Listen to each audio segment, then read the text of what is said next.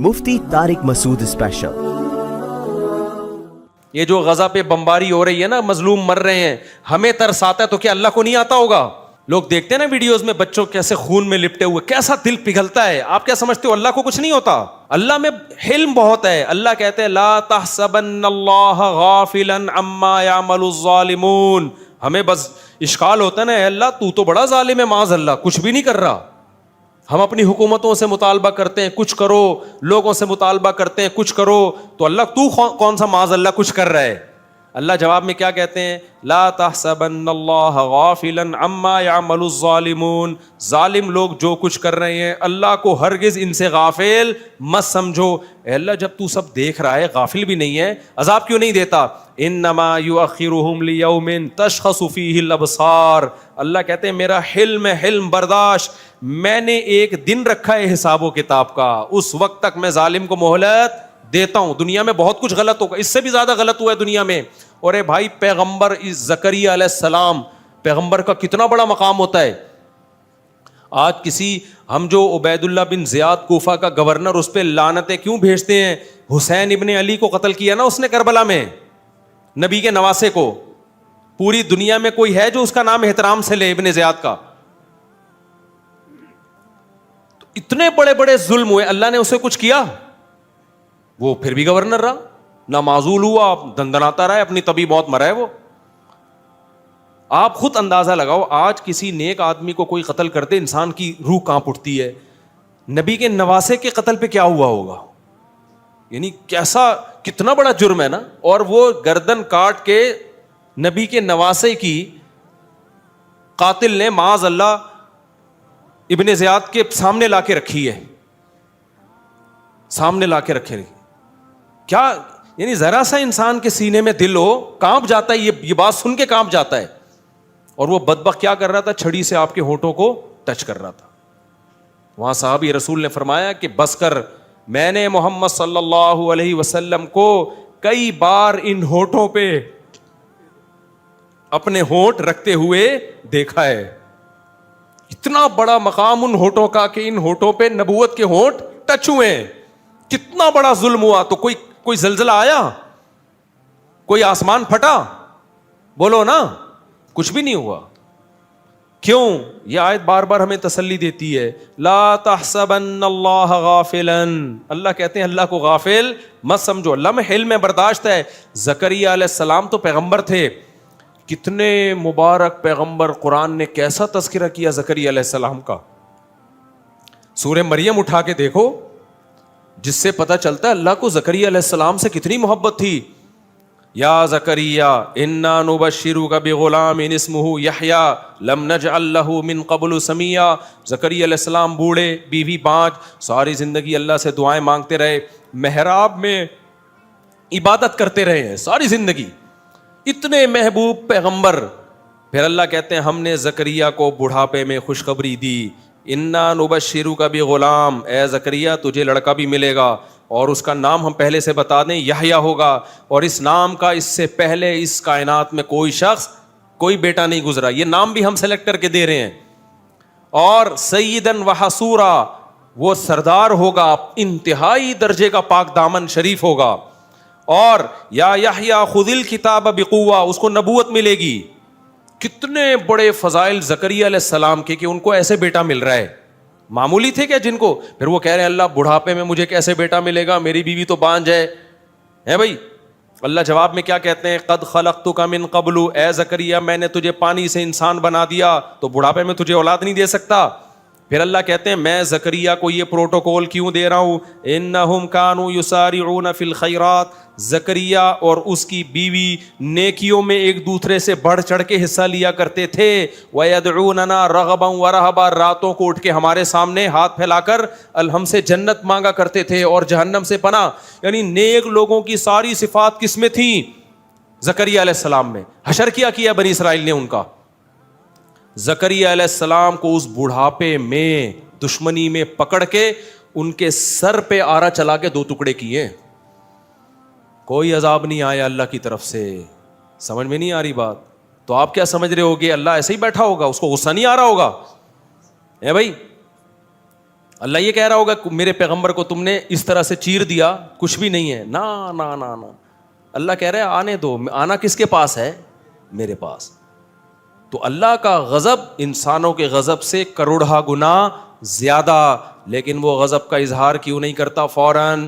کیونکہ اس کا حلم یعنی اس کی برداشت انسانوں کی برداشت سے کروڑہ گنا زیادہ. تو اللہ نے اپنے غضب کے اظہار کے لیے جہنم کی آگ بنائی ہے. اسی سے یہ بھی پتہ چل گیا کہ اللہ نے آخرت میں اتنا سخت عذاب کیوں رکھا ہے. یہ سخت عذاب اللہ کے غضب کا اظہار ہے. جب اللہ ہے تو اس کی ہر طاقت انسانوں سے کروڑہ گنا زیادہ, تو اس کا غضب بھی انسانوں سے کروڑہ گنا زیادہ, اور اس کی رحمت بھی انسانوں سے کروڑہ گنا زیادہ ہے.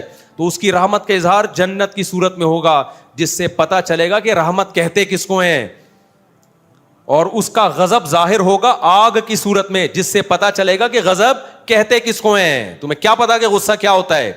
دیکھو ایک کمزور آدمی جب یا جو غریب آدمی کسی کو دعوت دیتا ہے تو کیسے دعوت دے گا؟ وہ کہے گا کبھی ہمارے پاس آنا, ہم آپ کو کھانا کھلائیں گے. آپ کے ذہن میں آئے گا کہ دال چاول کھلا دیں گے, بریانی کھلا دے گا.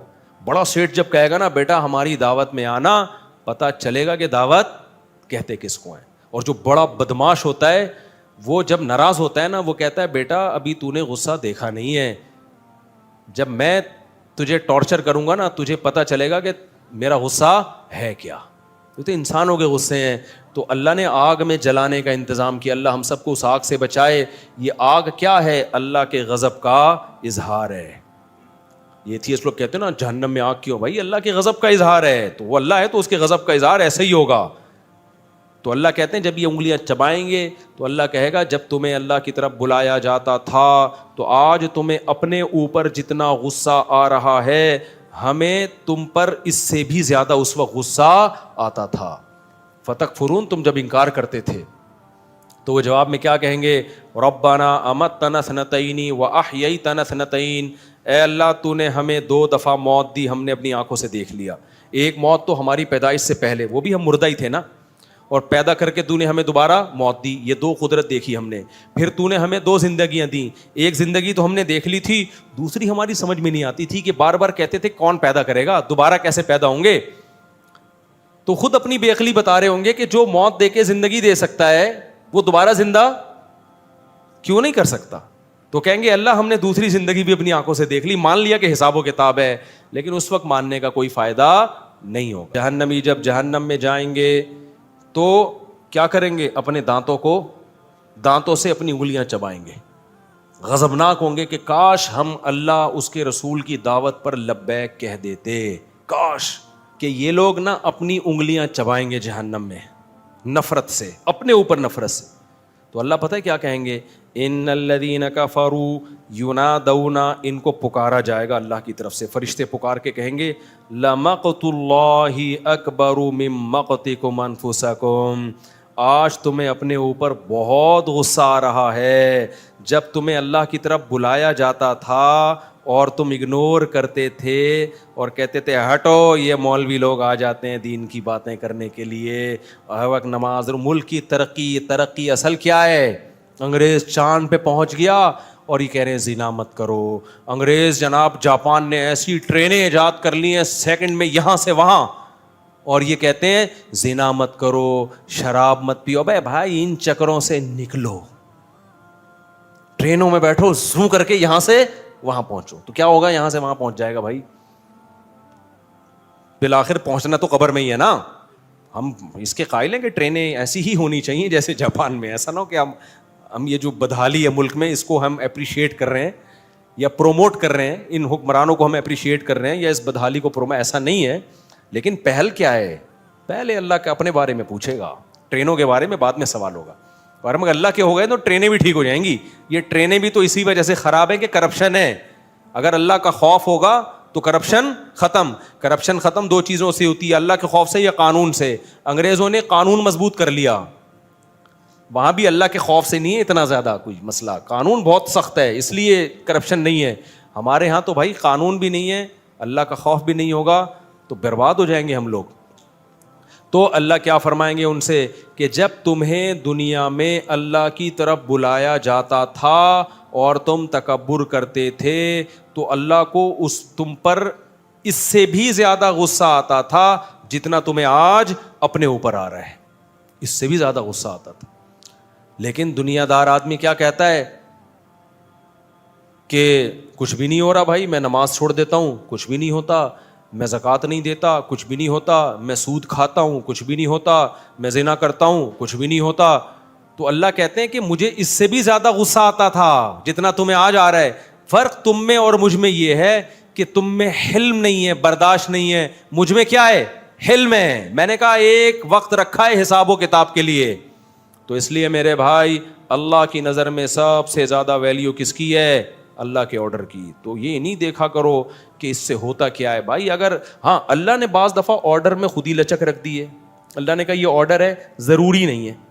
جیسے اللہ میاں نے ترغیب دے دی 4 شادیاں کرو, آرڈر دیا, لیکن بتا دیا فرض نہیں ہے, ورنہ سب چوڑے میں آ جاتے. ترغیب دے دی, فرض نہیں کیا. فرض کر دیتے خوش تو بہت ہوتے آپ اوپر اوپر سے, جب کرنے جاتے تو پتہ چلتا ہے یار یہ ہو کیا گیا ہمارے ساتھ. ٹھیک ہے نا, ترغیب دے دی کہ کرو, اچھی بات ہے. بعض چیزیں اللہ نے ترغیب نہیں دی ہیں, وہ آرڈر دیا ہے. نماز کیا ہے, آپشنل نہیں ہے, فرض ہے. داڑھی رکھنا کیا ہے میرے بھائی, فرض ہے, یہ آپشنل نہیں. غامدی صاحب نے تو انکار کر دیا, دین غامدی صاحب سے نہیں لو, علماء سے لو. بخاری مسلم کی واضح حدیثیں, آف اللحا, داڑیاں بڑھاؤ, ہمت کر کے رکھ لو داڑھی. نظر کی حفاظت کرنا کیا ہے, آپشنل نہیں ہے, کیا ہے بھائی, فرض ہے. اور اگر غلطی ہو تو توبہ کرو اللہ سے. یا قوم استغفروا ربکم, نوح علیہ السلام نے قوم سے کہا غلطی ہو گئی ہے, تو اس کا بھی اللہ نے تلافی کا طریقہ رکھا ہے. میری قوم اللہ سے توبہ کرو, اکڑ تھوڑی جاؤ, ہم سے غلطی ہوتی ہے بس چھوڑا یار. ایک آدمی نے مجھے کہا مجھے فحش فلموں کی عادت ہے, اب میں توبہ کر کر کے تھک گیا ہوں, مجھ سے نہیں چھوٹ رہا. میں نے کہا ٹھیک ہے, پھر اللہ سے تجھے معاف کرنا بھی نہیں ہو رہا. تو توبہ کر کر کے تھک سکتا ہے, تو اللہ کہے گا کہ جب تجھ سے توبہ نہیں ہو رہی ہے تو میں کوئی معاف کرنے کا میں نے ٹھیکہ نہیں لیا ہوا. انلزمکموہا وانتم لہا کارہون. جب اللہ معاف کرنے کے لیے تیار ہے تو پھر وہ گالی نکل رہی ہے منہ سے, کیا کریں, تو کم بخت کر لینا توبہ. ابے تیرے سے 100 دفعہ گناہ ہو گیا, اللہ کہہ رہے ہیں 101ویں دفعہ توبہ کر, آئندہ نہیں کروں گا, عزم کر اور بچنے کے اسباب اختیار کر, میں 101ویں دفعہ بھی کیا کروں گا, معاف کروں گا. پھر بچنے کی کوئی, لڑتا رہے یار ساری زندگی شیطان سے, پھڈا ہے تیرا. کلابازیاں شیطان کو تو کبھی گرا دے, کبھی شیطان تجھے پھڈا رہے. جس دن تو نے ہتھیار ڈال دی ہے نا کہ مجھ سے نہیں ہوتا, اللہ کہہ گئے پھر مجھ سے بھی نہیں ہوتا. صحیح ہے نا, جب تک عاجزی دکھاتا رہے گا نا, لڑتا رہے گا اللہ سے. اللہ سے لڑنے کا مطلب معافیاں مانگتا رہے گا.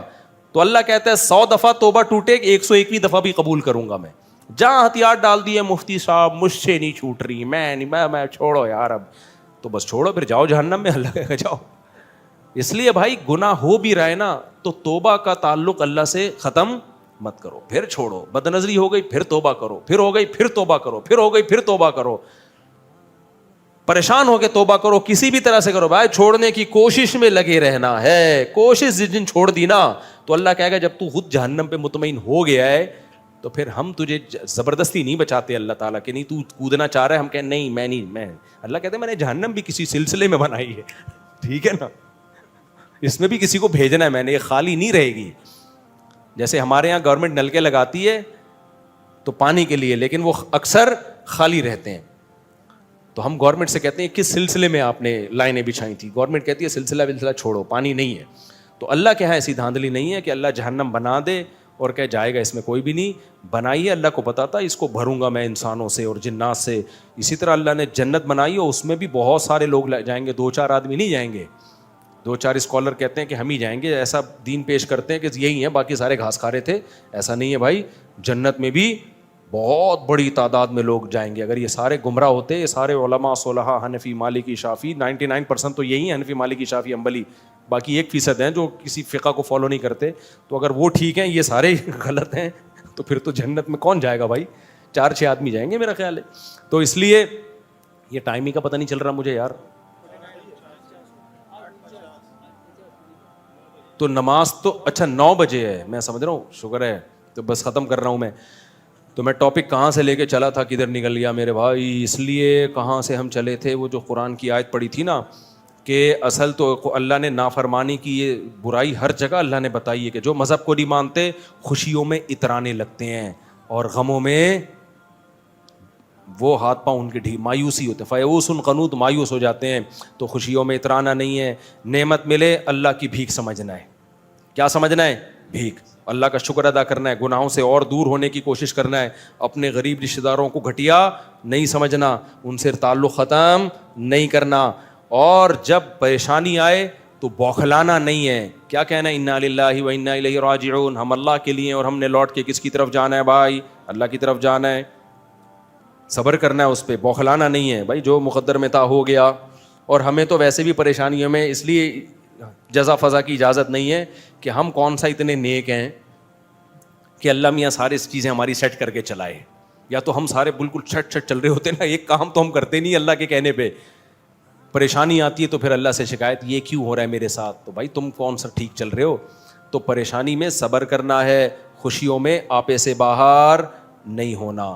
یہ اللہ اس کے رسول صلی اللہ علیہ وسلم کا حکم ہے. جو نیک لوگ ہیں, دین پہ چلنے والے لوگ ہیں, ان کو صبر کی توفیق ملتی ہے. اب وہ ہیں کون لوگ, یہ صفات پیدا کیسے ہوں گی, یہ انشاءاللہ اگلے بیان میں. اب آگے بھی چلنا ہے نا, اسی آیت پہ تو نہیں, ہم نے امام مہدی کا انتظار کرنا ہے.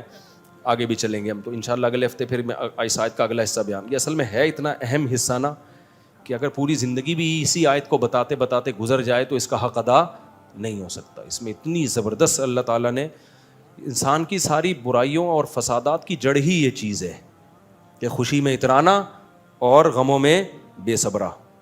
یہ سارے جڑ ہی یہی ہے. اگر برداشت ہوگی نا تو یہ سب کچھ نہیں ہوگا.